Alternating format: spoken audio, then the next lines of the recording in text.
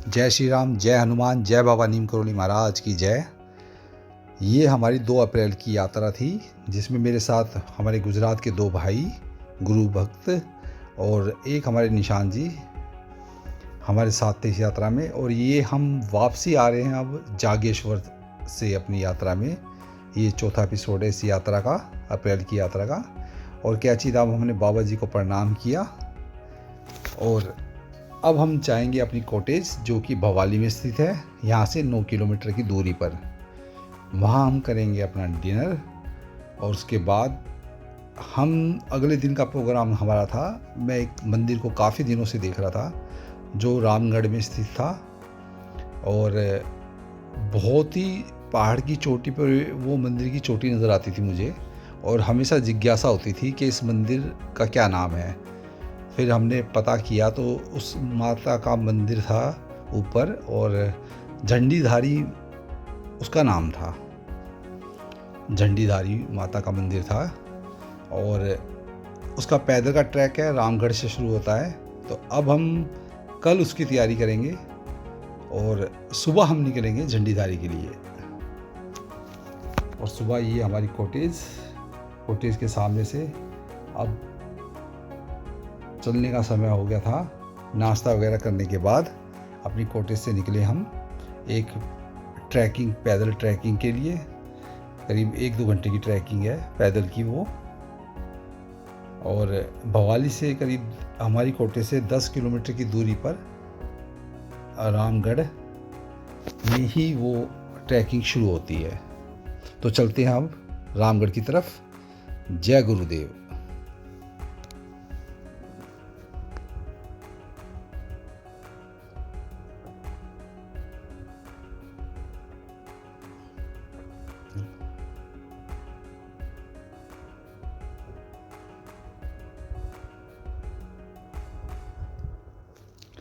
बहुत ही सुहाना मौसम था, ठंडक काफ़ी थी धूप के बावजूद भी। अप्रैल में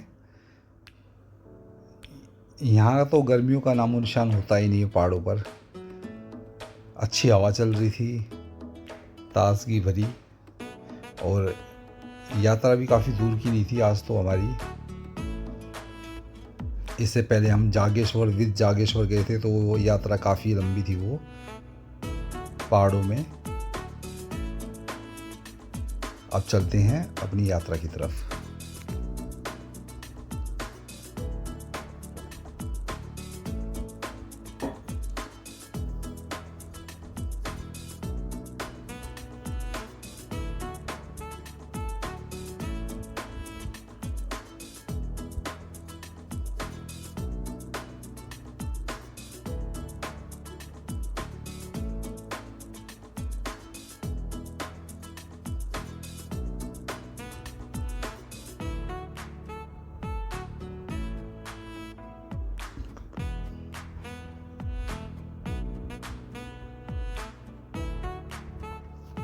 ये हम पहुंच गए थे रामगढ़, भवाली से 10 किलोमीटर आगे की तरफ, मुक्तेश्वर वाले रोड पर है ये।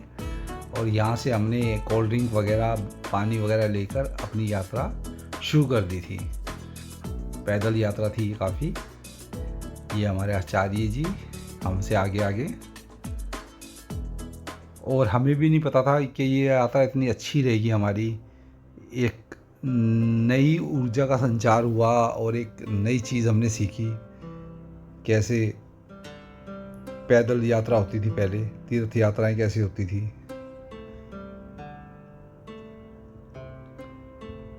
कैसे पहाड़ चढ़ा जाता है। ये सब चीज़ें हमने इस यात्रा में सीखी। काफ़ी इच्छा थी दिल में कि हम ट्रैकिंग करें। केदारनाथ जाना हमारा हो नहीं पाया कभी। हो सका तो कभी हम केदारनाथ की यात्रा भी अपनी इस YouTube चैनल पे लेंगे और वो भी आपको दिखाऊंगा। फिलहाल तो देखिए सुंदर सुंदर फूल और बहुत ही सुंदर दृश्य।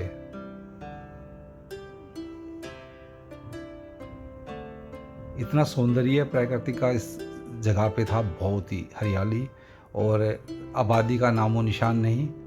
और आपको हाइट दिखाऊंगा, काफ़ी हाइट पे हम थे, पूरा नैनीताल नीचे दिख रहा था। पूरा कैची धाम भी दिख रहा था। कैची धाम किधर की तरफ था, मुक्तेश्वर तक आप देख सकते थे यहाँ से। ये रोड जिससे हम भवाली से आए थे।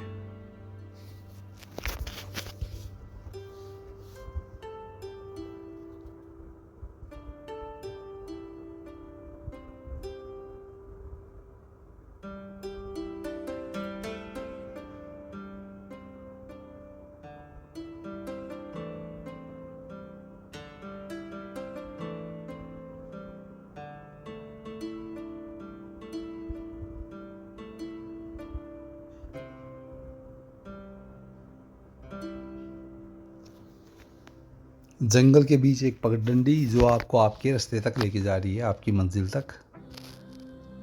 और वो देखिए दूर दूर तक हरे जंगल ही जंगल, पहाड़ों के ऊपर स्थित, जहाँ आबादी का कोई नामो निशान नहीं है। बस एक रोड बीच में से आ रही है, जंगलों के बीच में से। ये है रामगढ़ मुक्तेश्वर रोड।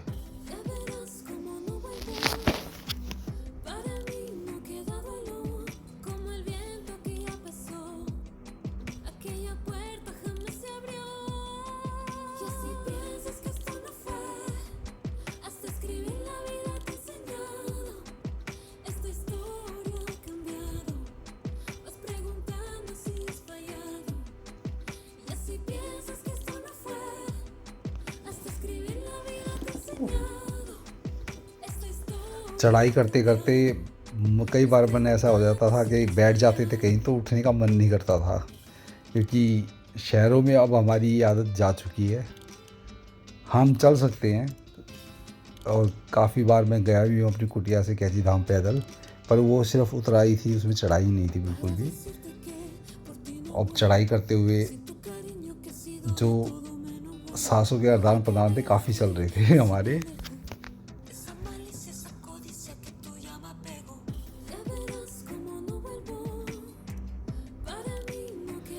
पर सुंदर नज़ारों ने एक अलग ही ऊर्जा हमारे शरीर में भर दी थी। काफ़ी अच्छा लग रहा था यहाँ पर।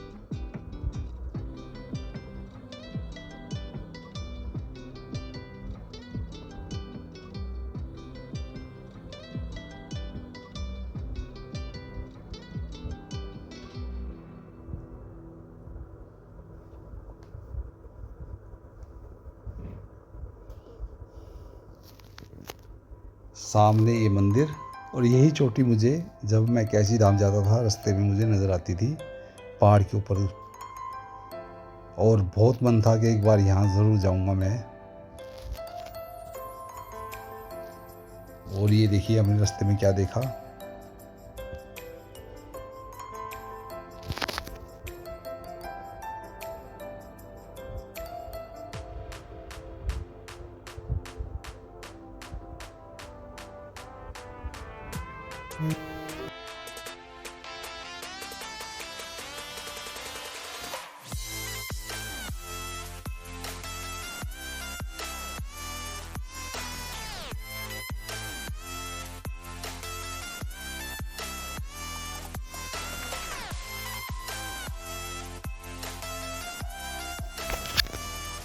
और थोड़े हाफने के बाद अब हम पहुंच गए थे अपनी मंजिल तक, यानी कि माता के द्वार पर।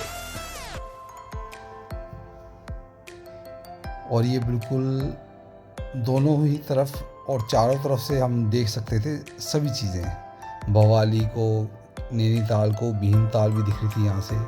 मुक्तेश्वर का भी कुछ हिस्सा दिखाई दे रहा था यहाँ से हमें, और कैची धाम का बैक साइड दिखाई दे रहा था। गांव वालों से पता चला कैंची धाम उस साइड, उस दिशाओं का वो हमें गांव वालों ने बताया जो ऊपर हमें मिले। यहाँ पे माता का मंदिर है और काफ़ी प्राचीन मंदिर है और बहुत गांव वालों की आस्था है, लोकल लोगों की यहाँ पे काफ़ी आस्था है। और लोकल लोग ही यहाँ पे आते हैं, टूरिस्ट वगैरह को इतना पता नहीं है इस बारे में, यहाँ के बारे में, और बहुत कम वीडियो बनी होगी यहाँ की शायद, तो लोगों को इतना यहाँ का पता नहीं है, इसलिए यहाँ के लोकल लोग ही यहाँ आते हैं। यहाँ पर एक 2-3 रूम बने हुए हैं जो भंडारे वगैरह के लिए काम आते हैं। नवरात्रों में यहाँ पे भंडारे लगते हैं, ऐसा बोल रहे थे गांव वाले। यहाँ के एक बाबा जी रहते हैं यहाँ पर, अपना धुआं जलाए हुए, और वो काफ़ी चीज़ें गांव वालों को बता देते हैं, जो जो परेशानियों से को लेकर आते हैं, अपनी परेशानियाँ बताते हैं बाबा जी को, तो वो उसका उपचार बताते हैं उनको, किस द्वारा ये उत्पन्न हुई है और कैसे ये बाधा आपसे हटेगी। और काफ़ी ज्ञान था उन्हें। अंदर की वीडियो तो अलाउड नहीं थी, तो अंदर की मैं बना नहीं पाया, पर उनसे मिलके काफ़ी अच्छा लगा। उन्होंने हमें लाल फूलों वाला ये जूस पिलाया, ओरिजिनल जो होता है, और बहुत ही शानदार जूस था ये। यानी ये लगा लीजिए ज़िंदगी में कभी ऐसा हमने शरबत नहीं पिया कभी। वो शरबत बनाते हैं उस जूस का गांव वाले, और वही शरबत भेंट करते हैं इन बाबा जी को। और बाबा जी ने अपने अतिथियों को जब अपने डेरे पे बिठाते हैं वो धुने के चारों तरफ, और उनकी बातों का समाधान बताते हैं एक एक करके सबका, तब वो कंटिन्यूस पिलाते रहते हैं, थोड़ी थोड़ी देर में कुछ खिलाते रहते हैं। और बाबा जी के यहाँ बैठे बैठे हमारी 2 कॉफ़ी हो गई थी, और 2 बार बाबा जी ने हमें ये ठंडा ठंडा जूस पिलाया लाल फूलों वाला। इन फूलों का नाम मैं भूल गया हूँ, कमेंट में अगर जो किसी को पता हो तो ज़रूर बताना। उसका ये सीज़न था अभी इन फूलों का, तो अगर किसी को पता हो उसका नाम तो कमेंट में ज़रूर बताना। और यहाँ के हमें बहुत ही, ये लगा लीजिए बहुत ही अच्छा लग रहा था यहाँ के। इतनी ठंडी तो हवाएं चल रही थी, इतनी धूप के बावजूद भी, और ये अप्रैल का महीना है, फिर भी यहाँ इतनी ठंडक, और हवाओं से बातें करते हुए आप एक अलग ही दुनिया में पहुंच जाते हैं, एकांत में। काफ़ी टाइम हम यहाँ बैठे, महाराज जी की कुटिया में बैठे, कुछ टाइम तो 1 से 1.5 घंटा 2 घंटे तक हम वहाँ बैठे, और उसके बाद थोड़ा मेडिटेशन किया अलग अकेले बैठ के शिव मंदिर के सामने।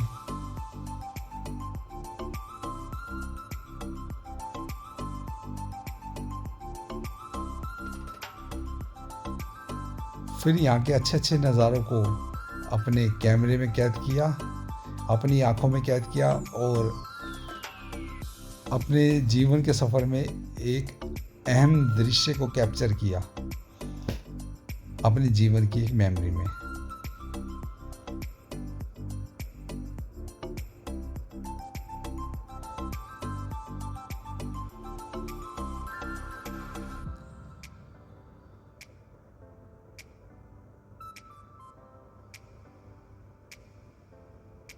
और रात होने से पहले पहले हमें नीचे भी उतरना था, क्योंकि रात को यहाँ पर जंगली जानवरों का काफ़ी आना जाना रहता है। लेपर्ड वगैरह काफ़ी है यहाँ पे, भालू लेपर्ड काफ़ी है यहाँ पर, क्योंकि ये पूरा जंगल एरिया ही है। इन लाल फूलों का शरबत हमने पिया था।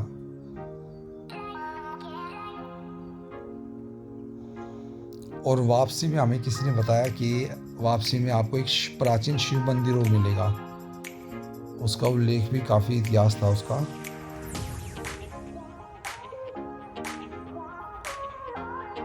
कोई प्राचीन बाबा थे, तो उन्होंने ये मंदिर स्थापित किया था यहाँ पे सप्त ऋषियों में से कोई ऋषिवर थे, उन्होंने एक प्राचीन शिव मंदिर यहाँ स्थित किया था।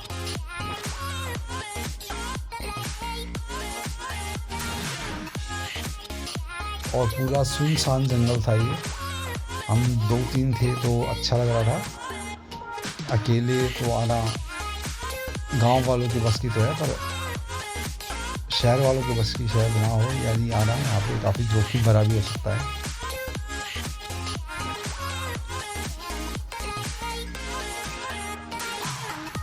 गांव वाले भी जो आ रहे थे जा रहे थे वो 2-2, 3-3 के ग्रुप में थे।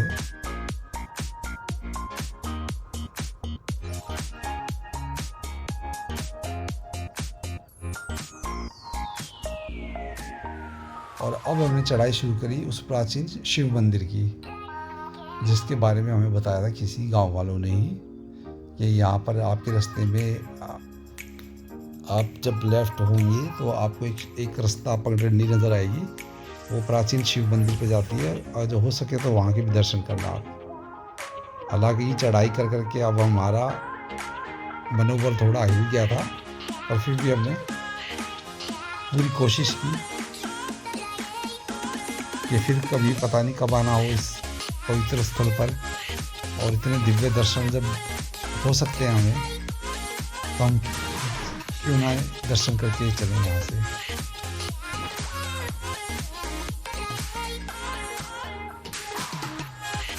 और बहुत ही सुंदर ये मंदिर बना हुआ था, अंदर से शिवलिंग थे यहाँ जिनके मैं आपको दर्शन कराऊंगा अभी। और अंदर पहुँचते ही हमें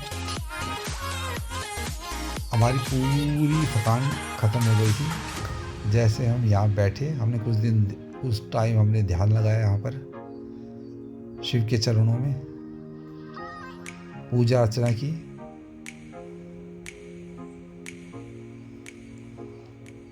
और देखिए यहाँ पर सारा सामान ऐसे खुला छोड़ के जाते हैं, इतना भरोसा रहता है पहाड़ों में, एक दूसरे पे इतना भरोसा रखते हैं। बिल्कुल आप देखिए, बिल्कुल चांदी के कितने तो अर्पण किए हुए त्रिशूल वगैरह थे, और काफ़ी कीमती चीज़ें यहाँ पर बस भक्तों के भरोसे ही छोड़ रखी थी। इतना विश्वास, अटूट विश्वास रखते हैं। और ये वाकई में शिव मंदिर है, यहाँ पे तो गलत लोग तो आ ही नहीं सकते यहाँ तक।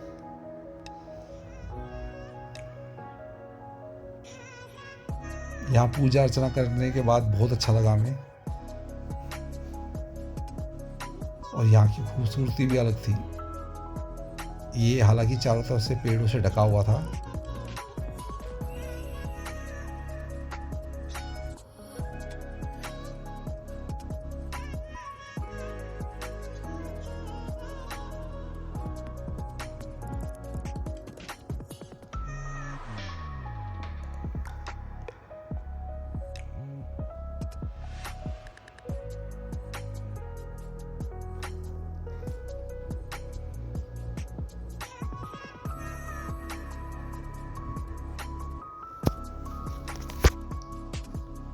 और देखिए यहाँ पर प्राचीन समय के चिमटे, त्रिशूल जो यहाँ पर साधु संत कभी तपस्या के लिए आते थे उनके विराजे हुए हैं।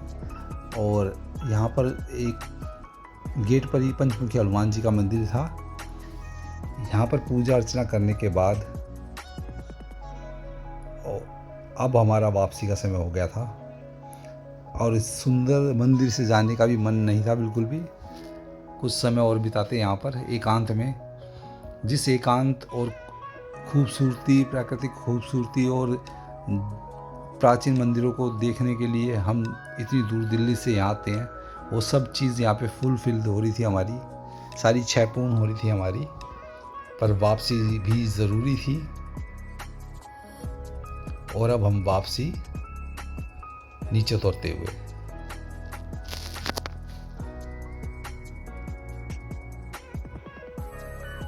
पूरे जंगल में सिर्फ हमें ये एक कॉटेज नज़र आई, जो कि नीचे, बिल्कुल नीचे उतरते हुए थी। ये भी किसी दिल्ली वालों की ही कॉटेज थी, क्योंकि रास्ते में कोई गांव वाले मिले थे हमें, तो हमने पूछा था उनसे, तो उन्होंने बताया ये दिल्ली में कोई हैं अग्रवाल जी, उनकी ही ये जैन साहब है करके, जैन है कोई, उन्हीं की कॉटेज है ये। नज़र बट्टू लगाया हुआ है उन्होंने, काफ़ी सुंदर बना रखी है इसलिए और काफ़ी आधुनिक उससे ये लैस थी सुविधाओं से। बहुत सारे सीसीटीवी कैमरे यहाँ लगे हुए थे, काफ़ी डॉग वगैरह भी थे इनके पास, और ये होने भी चाहिए क्योंकि यहाँ पर जंगली जानवरों का खतरा बना रहता है। बिना सिक्योरिटी के आप नहीं रह सकते इस क्षेत्र में।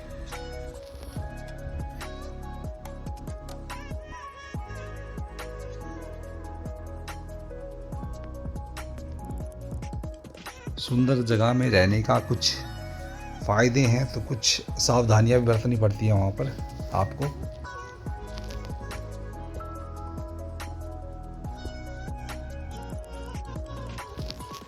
वापसी गाड़ी को देख के बड़ी खुशी हुई कि अब कम से कम बैठने को मिलेगा हमें। पूरे दिन चल चल कर हमारी काफ़ी आदत नहीं है तो काफ़ी हालत डाउन हो गई थी, पर अच्छा लग रहा था। जिन चीज़ों के लिए हम गए थे वो सारी चीज़ें हमारी सार्थक रही, बहुत अच्छे से दर्शन हुए, और हमारी खुशनसीबी ये भी रही कि हमें एक पॉइंट मिल गया था, एक वैन मिल गई थी, फूड वैन हमें, और यहाँ से काफ़ी अच्छी अच्छी चीज़ें इन्होंने बना के हमें खिलाई, काफ़ी तरह की।